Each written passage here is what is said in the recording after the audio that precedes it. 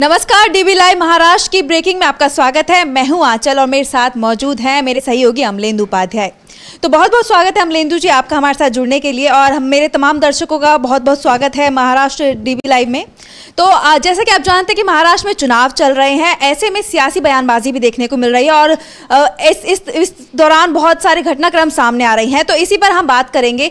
तो आज हम शुरू करते हैं महाराष्ट्र की बिग ब्रेकिंग से। तो पहली खबर आ रही है, बीजेपी सांसद के ऊपर चुनाव आयोग ने बड़ा एक्शन लिया है, यानी कि बीजेपी सांसद धनंजय महाडिक पर चुनाव आयोग ने कार्रवाई की है, उनके खिलाफ मामला दर्ज कर लिया, क्योंकि हाल ही में उन्होंने एक बयान दिया था। उन्होंने कहा था कि जो भी उन्होंने कहा था लाडली बहना वाली कोई भी महिला जो कांग्रेस की रैली में दिखे तो मुझे बताइएगा, मैं उन पर कार्रवाई करूंगा, उनका पैसा रोक दूंगा। तो इस पर आप क्या कहना चाहेंगे? देखिए, ये बहुत ही निंदनीय वक्तव्य था एक तरीके से बीजेपी सांसद का, और चुनाव आयोग इस पर कार्रवाई करने के लिए मजबूर इसलिए हुआ क्योंकि इससे पहले वो शाइना एनसी जो थी, जो एकनाथ शिंदे की पार्टी की प्रत्याशी हैं, उनको लेकर शिवसेना यूबीटी के सांसद जो थे उन्होंने एक वक्तव्य दे दिया था। हालांकि उन्होंने उसमें उनका सीधे सीधे नाम नहीं लिया था, लेकिन उस पर जो थी वो मांग उठी कि साहब ये गलत वक्तव्य दे रहे हैं। तो चुनाव आयोग पर दबाव ये बन गया कि अगर आप उनके खिलाफ काम करते हैं, उनके खिलाफ FIR दर्ज हुई, जो सांसद हैं शिवसेना यूबीटी के, तो ये दबाव बनता कि आप जो है विपक्ष के लोगों पर ही कार्रवाई कर रहे हैं और इधर आप कार्रवाई नहीं कर रहे हैं। हालांकि अभी चुनाव आयोग ने अधिकारियों को सख्त चेतावनी देते हुए कहा था कि अगर महिलाओं के खिलाफ कोई भी अभद्र टिप्पणी करता है तो उस पर तुरंत एक्शन लें, तुरंत कार्रवाई करें। तो इसको उसी संदर्भ में देखा जा रहा है कि तुरंत कार्रवाई जो करने का दबाव बना, चूंकि ये हालांकि ये 3 दिन हो चुके मुझे लगता है इस वक्तव्य को आए हुए, तो अब ये इस पर चुनाव की तरफ से कार्रवाई जो की जा रही है, तो इसको इसी परिदृश्य में देखा जा रहा है कि चूंकि आपने कार्रवाई की शिवसेना यूबीटी के सांसद के खिलाफ, तो बीजेपी का सांसद अगर खुलकर इस तरीके की बात कह रहा है तो आप उस पर कार्रवाई क्यों नहीं करते? तो ये सवाल उठ रहे थे, इसलिए ये कार्रवाई की गई है। तो चुनाव आयोग की जो कार्रवाई की गई है, इसके बाद कहीं ना कहीं ये बीजेपी के लिए बड़ा झटका माना जा रहा है, जिसका असर आने वाले चुनाव में देखने को मिल सकता है। हाँ, बिल्कुल मिल सकता है। और आपको याद होगा कि इससे पहले ही प्रधानमंत्री नरेंद्र मोदी जब लोकसभा चुनाव में थे तो उन्होंने भी वो नमक को लेकर के एक टिप्पणी की थी कि जो नमक खा रहे हैं, मतलब जो जिनको मिल रहा है वो लाभार्थी जो कहे जाते थे 5 किलो अनाज, उसको नमक मिल रहा है, उसमें नमक भी है, इस तरह की जो टिप्पणियाँ थी, तो इसको लेकर चुनाव आयोग पर काफ़ी ज़्यादा सवाल उठे थे। और उसके अब जो है ये देखने में आया कि उसका नुकसान हुआ, हालांकि भारतीय जनता पार्टी को लोकसभा के चुनाव में। अब इस तरीके की टिप्पणियाँ आ रही है तो ये समझा जा रहा है कि इन टिप्पणियों के बाद लोगों को ये लग रहा है कि भाई आप अगर कुछ दे रहे हैं तो सरकार अगर दे रही तो अपनी जेब से नहीं दे रहा है कोई भी मुख्यमंत्री या प्रधानमंत्री या कोई भी मंत्री, जो भी आप दे रहे हैं वो हमारा ही पैसा आप हमको लौटा रहे हैं। तो आप ये कैसे कह सकते हैं कि आपके जो आप दे रहे हैं तो हम आपके वोटर हो गए? तो यानी एक तरीके से इसको कहा जाए कि वो वोट के बदले नोट के बदले वोट जो है, ये इसके अंदर भी मामला आ सकता है कि आप अगर कुछ दे रहे हैं सरकारी योजनाओं के तहत कुछ पैसा, तो क्या आप वो वोट बटोरने के लिए दे रहे हैं? और यही विपक्ष जो है वो आरोप लगा रहा था।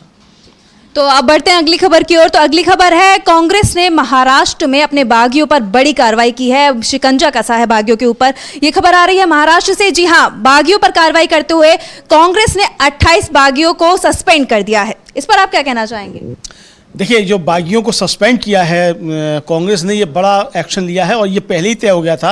और आपको याद होगा कि जिस दिन आखिरी नामांकन का वक्त था, उस दिन तीनों पार्टियों की जॉइंट प्रेस कॉन्फ्रेंस हुई थी, शिवसेना यूबीटी, शरद पवार की एनसीपी और कांग्रेस की। और तीनों की प्रेस कॉन्फ्रेंस में साफ साफ कहा गया था कि शाम 3 बजे तक का समय है, जो भी बागी खड़े हो गए वो अपना नामांकन वापस ले लें, वरना उनके खिलाफ कार्रवाई की जाएगी। और नो फ्रेंडली फाइट, नो बागी कैंडिडेट, ये साफ तौर पर तीनों दलों की तरफ से कह दिया था।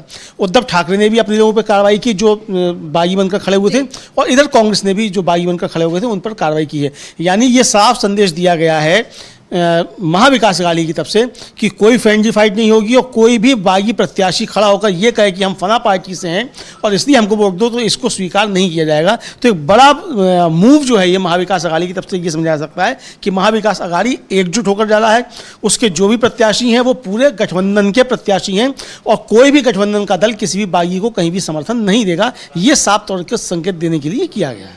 जी, तो बढ़ते हैं अब अगली खबर की ओर। संजय राउत ने, शिवसेना यूबीटी सांसद संजय राउत ने अमित शाह और पीएम मोदी पर बड़ा हमला बोला है। उन्होंने कहा है कि बाला साहेब के साथ अमित शाह ने और पीएम मोदी ने विश्वासघात किया है, तो उन्हें बाला साहेब ठाकरे के बारे में कुछ भी बोलने का हक नहीं है। इस पर आप क्या कहेंगे?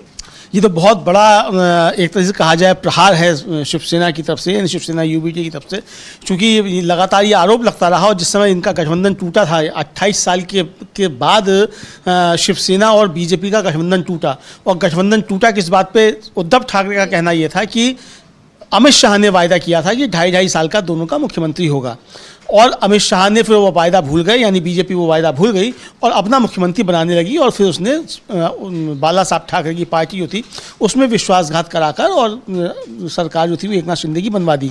तो ये एक बड़ा आरोप संजय राउत का है और इसका असर देखा जा रहा है इन आरोपों का, चूँकि लगातार एकनाथ शिंदे और उनके दल के लोगों को शिवसेना यूबीटी जो है वो गद्दार कहकर संबोधित कर रही है। और महाराष्ट्र में ये बहुत बड़ा एक मसला बना हुआ है कि जिन लोगों ने बाला साहब ठाकरे की पार्टी के साथ विश्वासघात किया, बीजेपी ने उनसे विश्वासघात करवाया, उनके साथ बीजेपी खड़ी हुई है। तो ये निश्चित तौर पर सही है कि जिनके साथ आपने विश्वासघात किया, जिन बाला साहब ठाकरे के बेटे के साथ आपने विश्वासघात किया, तो उनका नाम लेकर आप राजनीति कैसे कर सकते हैं। तो ये एक बड़ा आरोप है।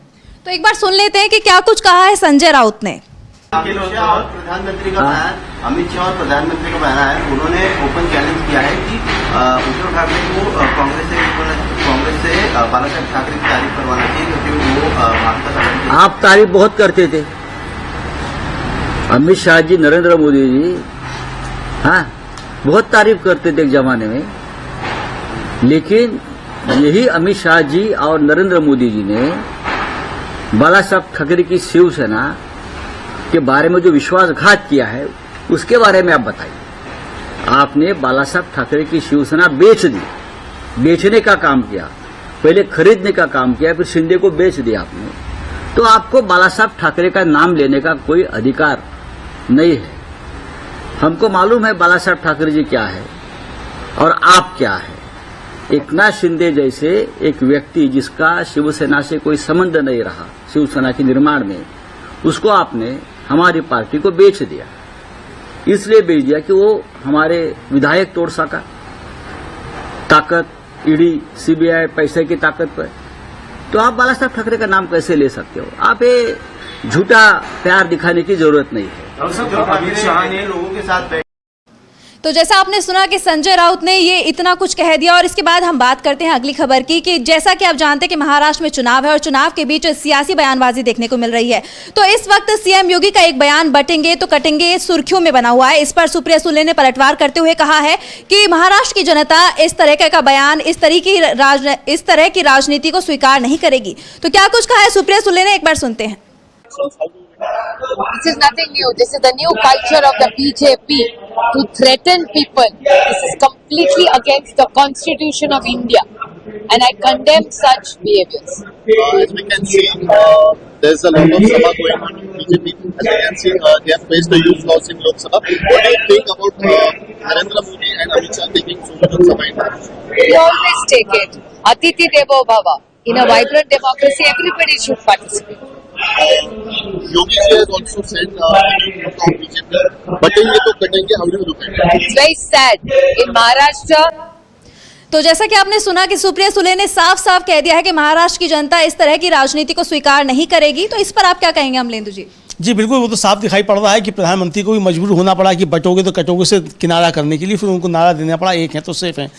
यानी बटोगे जो कटोगे का नारा योगी आदित्यनाथ का था वो महाराष्ट्र में कामयाब होता हुआ दिखाई नहीं पड़ रहा है, और उसकी सख्त मजम्मत हो रही है। विपक्ष भी कर रहा है और उनके अपने लोग भी कर रहे हैं। यानी कि अजीत पवार जो उनके साथ शामिल हैं, महायुति में शामिल हैं, उन्होंने भी कहा कि महाराष्ट्र की जनता इसको स्वीकार नहीं करेगी और यहाँ बटोगे तो कटोगे नहीं चलेगा। तो ये बटने कटने वाली चीज़ नहीं चल रही। इधर जो आम आदमी पार्टी के राज्यसभा सांसद हैं संजय सिंह, वो कल थे महाराष्ट्र में, और जितेंद्र आव्हाड जो शरद पवार की पार्टी से लड़ रहे हैं, एनसीपी से, उनके समर्थन में सभा कर रहे थे। वहाँ उन्होंने कहा था कि ना बटिए ना कटिए और भाजपा को रपटिए। ये उनका जो था। तो अब ये जो बटेंगे तो कटेंगे, इसके जवाब में इतने ज़्यादा स्लोगन आ चुके हैं कि स्लोगन की पूरी तरीके से हवा निकल चुकी है, और जो जिन्होंने नारा दिया उनको भी समझ में नहीं आ रहा है कि अब वो करें इसका तो क्या करें। चल जी बिल्कुल। तो अभी एक सुप्रिया सुले का एक और बयान सामने आया, उन्होंने एक तरीके से बीजेपी को चेतावनी दे दिया, महिलाओं को लेकर जिस तरीके की बीजेपी के नेता टिप्पणी कर रहे हैं, बयानबाजी कर रहे हैं, उसको लेकर सुप्रिया सुले ने चेतावनी दी। उन्होंने कहा कि बीजेपी के पास हमारे खिलाफ बोलने के लिए कुछ भी नहीं है, उन्होंने सिर्फ लूटा है महाराष्ट्र को, महिलाओं को धमकी देने का पाप किया है, उनके खिलाफ हम कोर्ट जाएंगे। इस पर आप क्या कहेंगे? देखिए, कोर्ट तो कई मामले गए हुए हैं और इस मामले में भी कोर्ट जाएगी एनसीपी शरद पवार। और एक मसला और कोर्ट में गया हुआ है, वो गया हुआ है घड़ी चुनाव चिन्ह को लेकर, और उस पर सुप्रीम कोर्ट ने सख्त आदेश दिया कि आप तमाम मराठी के अखबारों में और तमाम जगहों पे और अपने पोस्टर्स पे आपको एक डिस्क्लेमर देना पड़ेगा कि ये मामला अभी सुप्रीम कोर्ट में विचाराधीन है और इस चुनाव चिन्ह पर सुप्रीम कोर्ट में मामला चल रहा है। उसकी अब सुनवाई होनी है, बुधवार को शायद उसकी सुनवाई है, मुझे जहाँ तक ध्यान पड़ रहा है उस मामले पर सुनवाई होगी। हो सकता है कि चुनाव से पहले ही इस तरीके का कोई फैसला आ जाए कि घड़ी है किसका की नहीं है, और नहीं आता है तब भी तो ये मामला गया हुआ, तो ये मामला भी पहुंचेगा। और जैसा कि संजय राउत ने कहा कि आपने बाला साहब ठाकरे के साथ विश्वासघात किया, पहले उनकी आपने पार्टी खरीदी और फिर शिंदे के हाथ बेच दी, यही काम ठीक इसी तरीके से शरद पवार के साथ किया है भारतीय जनता पार्टी ने। इस तरीके का आरोप सुप्रिया सुले लगा रहे हैं। जी। अब रुक करते हैं अगली खबर की ओर। शिवसेना नेता आदित्य ठाकरे ने बीजेपी और शिंदे गुट को चेतावनी दे दिया। उन्होंने कह दिया है कि मैं वादा करता हूं कि महाराष्ट्र में अगर हमारी सरकार आएगी तो जिन लोगों ने धोखा दिया है हमें, हम उनके खिलाफ हम उनको बर्फ की सिल्ली पलटाएंगे। ये बहुत बड़ा बयान है, मतलब सीधे सीधे आदित्य ठाकरे ने चेतावनी दे दी है कि जो भी जिन्होंने हमें धोखा दिया, हमारे साथ विश्वासघात किया है, हम उनको बर्फ की सिल्ली पलटाएंगे। इस पर आप क्या कहेंगे? हाँ, देखिए, अब ये आदित्य ठाकरे का अपना कहना है। अब वहाँ की महाराष्ट्र की जिस तरीके की राजनीति है उसमें शिवसेना इसी तरीके की बातें करने के लिए जानी भी जाती रही है, और यही है एक असली शिवसैनिक जो हैं वो उनकी ताकत इस तरह की होती है। और इसी को बात को लेकर के उन्होंने, संजय राउत ने भी अभी पिछले दिनों कहा था कि मनसे के नेता जो हैं राज ठाकरे, वो हमको ना बताएं, वो बीजेपी के इसके प्रति उसको पढ़ के लिख देते हैं, भाषा ही हमारा हथियार है और हम लड़ेंगे। तो ये साफ तौर पर जो लड़ाई जो है वो बढ़ रही है। और जैसा मैंने पहले भी कहा कि शिवसेना उद्धव ठाकरे जो है वो विश्वासघात जिन्होंने किया था, नई पार्टी बनी थी, उन सबको गद्दार कहकर संबोधित कर रही है। और यहाँ पे ये साफ साफ कहना, यानी ये बताने की कोशिश की गई है आदित्य ठाकरे की तरफ से कि शिवसेना असली कौन है और शिवसेना के साथ जिसने विश्वासघात किया है उसका हम क्या हाल करेंगे, ये आने वाले समय में आपको हम बताने जा रहे हैं। तो यानी पहले से वायदा करके चला जा रहा है। जी, जी। अब रुक करते हैं अगली खबर की ओर। AIMIM प्रमुख असदुद्दीन ओवैसी ने फडणवीस पर हमला बोला है। डिप्टी सीएम देवेंद्र फडणवीस पर हमला करते हुए उन्होंने कहा है कि फडणवीस के पूर्वजों ने अंग्रेजों के खिलाफ लड़ने के बजाय बल्कि उन्हें प्रेम पत्र लिखे होंगे। ये बहुत बड़ा बयान है और कहीं ना कहीं एक ये अलग बयान दिखाई दिया है महाराष्ट्र की राजनीति में अब तक, और सीधा सीधा हमला उन्होंने उनके पूर्वजों पर कर दिया है फडणवीस के, और ये बोल दिया है कि शायद उन्होंने अंग्रेजों से लड़ने के बजाय उनके ऊपर उनको पत्र लिखे होंगे, प्रेम पत्र। तो इस पर आप क्या कहेंगे? अब देखिए, ये जो कहा है असदुद्दीन ओवैसी ने, अब वो तो वही जाने कि उनको कहाँ मालूम पड़ा कि कितने प्रेम पत्र लिखे और किसने प्रेम पत्र नहीं लिखे। कहीं ना कहीं उन्होंने दावा किया है। हाँ, उन्होंने दावा किया है। तो हालांकि ये व्यक्तिगत जो आरोप प्रत्यारोप है वो भी अगर लगाए जा रहे हैं असदुद्दीन ओवैसी की तरफ से और फडणवीस पे लगाए जा रहे हैं, तो ये वहाँ एक ध्रुवीकरण की प्रयास जो किया जा रहा है उसके तहत है। यानी असदुद्दीन ओवैसी एक तरीके से कहा जाए वो काम आसान करते हुए बीजेपी का दिखाई पड़ते हैं। बातें होनी चाहिए वहाँ की, मुद्दे क्या हैं, बीजेपी क्या कर रही है और आप क्या करना चाहते हैं, इसकी बात होनी चाहिए। इसी तरीके से प्रकाश अंबेडकर वहाँ जिस तरह की बातें कर रहे हैं वो भी इसी तरह की बातें हैं कि उससे फ़ायदा किसी न किसी तरीके से बीजेपी को पहुँचे।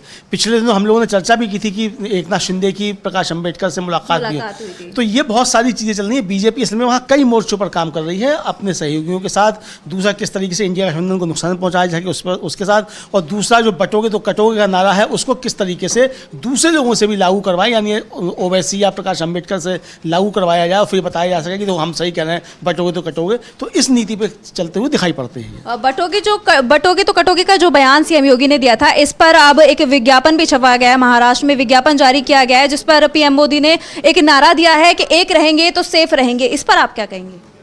इसमें तो देखिए, मल्लिकार्जुन खड़गे साफ कह चुके हैं कि भाई आप किसको सेफ होने की बात करते हैं। कहीं ना कहीं पीएम की तरफ से लीपापोती करने की कोशिश। हाँ, ये लीपापोती करने की कोशिश की गई है। और चूंकि ये लग गया कि डिवाइडर इन चीफ जो एक पत्रिका ने लिखा था प्रधानमंत्री नरेंद्र मोदी को अपनी कवर स्टोरी पर, तो उसको साबित करते हुए उनके नीचे के नेता जो सब साबित कर रहे हैं कि हाँ, मोदी जी जो वास्तव में डिवाइडर इन चीफ हैं और उनके जो नेतृत्व में काम करने वाले लोग हैं वो डिवाइडर हैं, वो यानी वो बांटने का काम करते हैं। तो एक तरीके से कहा जाए कि वो उस नारे को थोड़ा संशोधित भी कर दिया जाए ताकि ये संदेश ना आए कि डिवाइडर हैं, और जो संदेश पहुंचाना है, चाहे वो बटोगे तो कटोगे नारा हो, चाहे एक है तो सेफ है नारा है, दोनों के जरिए संदेश तो एक ही जा रहा है।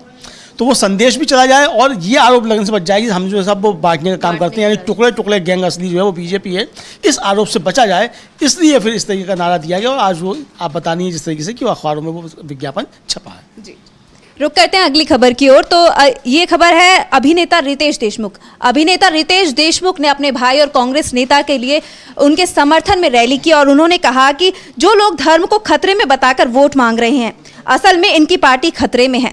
यानी कि सीधा सीधा उन्होंने एक तरीके से बीजेपी पर निशाना साध दिया है, क्योंकि विपक्ष तो पहले से आरोप लगाता है कि बीजेपी धर्म की राजनीति करती है और कहीं ना कहीं अभी हाल ही में जो बयान आए हैं बीजेपी की तरफ से, उनके नेताओं की तरफ से, तो कहीं ना कहीं उसमें साफ दिखाई दे रहा है कि वो धर्म की राजनीति कर रहे हैं। इसी को लेकर उन्होंने बयान दे दिया है रितेश देशमुख ने और कह दिया है कि ये जो लोग धर्म को खतरे में बताकर वोट मांग रहे हैं, असल में उनकी पार्टी खतरे में है। तो इस पे आप क्या कहना चाहेंगे? देखिए बिल्कुल, बहुत, हालांकि रितेश देशमुख जो राजनीति में नहीं है, वो फिल्म अभिनेता हैं, लेकिन उनके भाई चुनाव लड़ रहे हैं और जो पूर्व मुख्यमंत्री रहे महाराष्ट्र के विलासराव देशमुख, उनके बेटे हैं रितेश देशमुख।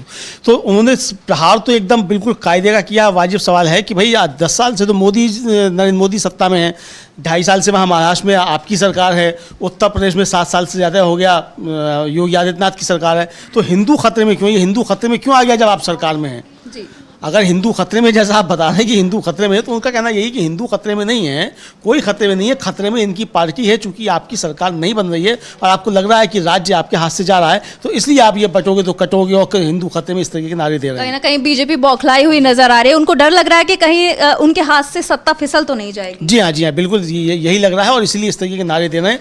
आप समाज को बांटने का काम कर रहे हैं, चूंकि आपको लगता है कि आपकी पार्टी की सत्ता जो है वो खतरे में बनी हुई, तो इसलिए आप समाज को बांटने का काम कर रहे हैं। जी, और अभी एक मुद्दा बहुत सुर्खियों में, जैसे बीजेपी नेता वाला, उन्होंने महिलाओं को लेकर जो बयान दिया था कि महिला बहन योजना में जिन जिन को लाभ मिल रहा है वो महिलाएं अगर कांग्रेस की रैली में मिलती हैं तो मुझे फोटो खींचकर भेजिएगा, वीडियो बनाकर भेजिएगा, मैं उनके खिलाफ कार्रवाई करूंगा, एक्शन लूंगा और उनके खाते में जो पैसे जाते होंगे मैं उन्हें रोक दूंगा। तो इस पर बहुत सियासत गरमाती जा रही है। अब चुनाव आयोग भी बीच में आ गया, चुनाव आयोग ने एक्शन ले लिया है बीजेपी नेता के खिलाफ। कहीं ना कहीं महाराष्ट्र में चुनाव से पहले ये एक बड़ा झटका माना जा रहा है बीजेपी के लिए।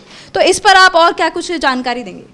नहीं, देखिए, बड़ा झटका तो निश्चित तौर पे है बीजेपी के लिए, और चूंकि जिस तरह की वो राजनीति कर रहे हैं और हालांकि वो इस योजना को लेकर बहुत उत्साहित है बीजेपी कि इस योजना की वजह से उनको बड़ा लाभ होगा, और प्रधानमंत्री नरेंद्र मोदी भी जब जाते हैं तो उस योजना की बहुत बातें करते हैं। लेकिन क्या वोट खरीदने के लिए आप इस योजना को लेकर आए हैं? और अगर वोट खरीदने के लिए लेकर आए हैं तो चुनाव के बाद ये योजना बंद हो जाएगी अपने आप से। दूसरी बात ये कि आप उसमें 1000 रुपया दे रहे हैं। कांग्रेस ने वायदा किया है, इंडिया गठबंधन ने वायदा किया है कि वो सरकार में आएंगे तो फिर वो 3000 रुपये देंगे। तो जाहिर सी बात है कि दोनों में अंतर है। अगर इस हिसाब से देखा जाए तो ये योजना क्या है, उस योजना पे बहस हो सकती है, लेकिन अगर ये योजना आप जो लेकर आए हैं वो सिर्फ वोट खरीदने के लिए है तो इस पर सवाल उठेंगे, और ये सवाल उठ भी रहे हैं। विपक्ष तो पहले से आरोप लगाता रहा है कि कहीं ना कहीं ये बीजेपी का जुमला है, ये कोई चुनावी वादा है, सिर्फ ये आगे लागू नहीं होगा, इस तरीके के आरोप लगाता रहा है। जी बिल्कुल, और ये लगाता है। और जो रमेश चन्नीथल्ला हैं उनके प्रभारी कांग्रेस के, वो पिछले दिनों एक प्रेस कॉन्फ्रेंस कर रहे थे, उसमें उन्होंने कहा भी था कि अभी तो इन्होंने खुद जो है चुनाव आयोग से कह के वो योजना रुकवा दी, क्योंकि पैसा सरकार के पास देने के लिए नहीं है। सरकार जो है वो कंगाल हो चुकी है, उसके पास पैसा नहीं है, तो पैसा ना देना पड़े, तो इसलिए अभी इन्होंने रुकवा दी चुनाव आयोग से, और चुनाव के बाद तो वैसे भी फिर ये देंगे नहीं। तो ये चीज़ें सामने आ रही हैं इनकी। तो ये योजना जो है वो योजना जो बीजेपी को लगता था कि इससे फ़ायदा होगा, फ़ायदे की बजाय नुकसान होता हुआ फिलहाल दिखाई पड़ता है। आंचल, बहुत बहुत शुक्रिया अमलेंदु जी आपका हमारे साथ जुड़ने के लिए और तमाम जानकारी हमारे